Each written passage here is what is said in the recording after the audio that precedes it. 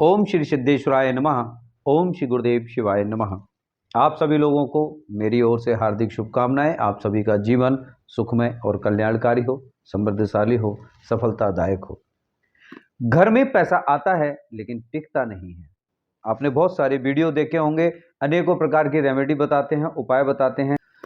घर में पैसा आता है, बहुत आता है, लेकिन रुकता नहीं है। इसका दूसरा कारण एक और है कि घर में कमाने वाला व्यक्ति बहुत पैसा लेकर आ रहा है, कमा कर लेकर आ रहा है, लेकिन उस घर की मालकिन या उस घर में मालिक हैं, आपके पिता हैं, आपकी माता हैं या आपकी पत्नी हैं। इन तीनों में से जो भी आपके घर का मालिक हो, निश्चित रूप से उसके राहु, उसके शनि, उसके चंद्रमा खराब होंगे।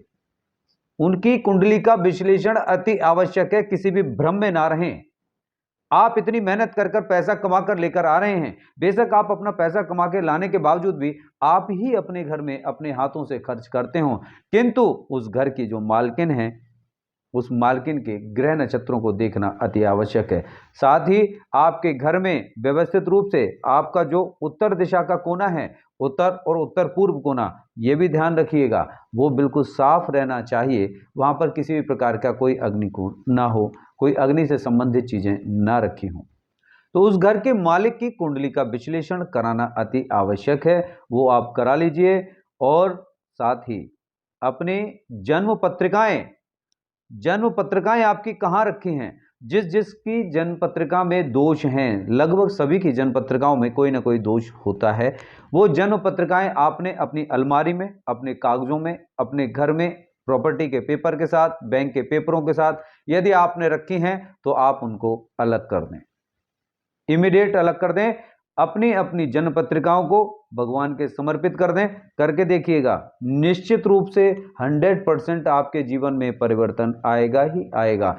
कोई ना कोई आपके जीवन में आपको रास्ता मिलेगा ही मिलेगा, चाहे वो ज्योतिषी के पास जाने का मिले, चाहे किसी अच्छी जगह पर जाने का मिले, चाहे काम करने के लिए अदर अपॉर्चुनिटीज आपके पास अवश्य आएंगी ही आएंगी। घर के सभी सदस्यों की जन्म पत्रिकाएं सबके कमरे में रखी मिलती हैं। आप निकालिए, उनको निकालकर एक जगह रखिए और अपने मंदिर में भगवान जी के हवाले कर दीजिए। जो आपका मंदिर है, लकड़ी का बॉक्स है, उसके अंदर उन जन्म पत्रिकाओं को रख दीजिए। नहीं है, कोई एक बॉक्स बनवा लीजिए, उस बॉक्स में वो रख दीजिए। रख कर प्रभु के हवाले कर दें कि प्रभु हमें समाधान नहीं मिल रहा है, हमें कोई ना कोई रास्ता दिखाएं, हमारा मार्गदर्शन करें। विश्वास करिए, करके देखिएगा, इसमें कोई आपका पैसा खर्च नहीं होना है। किंतु आपकी कुंडलियों में यदि कहीं कोई दोष है तो उसका एक अच्छे विश्लेषण के साथ उसके उपायों को करें, सही मार्गदर्शन मिले। जीवन का सही मूल्यांकन और सटीक विश्लेषण अति आवश्यक है। ये डराने वाले लोग, मैंने अपने जीवन में हवन नहीं बताता हूँ, किसी को रत्न नहीं बताते, किसी को ये काम करना है, किसी को त्र्यंबकेश्वर जाना है, बिल्कुल कहीं जाने की आवश्यकता नहीं है। हमारे वैदिक एस्ट्रोलॉजी में किसी को कोई भी काम अतिरिक्त करने की आवश्यकता नहीं है। हमारे वैदिक एस्ट्रोलॉजी के अंदर छोटे छोटे से उपाय जो आपके घर के अंदर मौजूद हैं, जिन्हें आप अपने घर में बैठ के कर सकते हैं, बिल्कुल करिए। आपका जीवन 100% बदल जाएगा। आप इस योग्य नहीं हैं कि आप इतना पैसा खर्च करके त्र्यंबकेश्वर जाएं या उज्जैन जाएं या वहां जाएं। अपनी मर्जी से आप कहीं भी अभिषेक कराने चले जाएं, कोई दिक्कत नहीं है, आप कितना भी पैसा खर्च कर सकते हैं।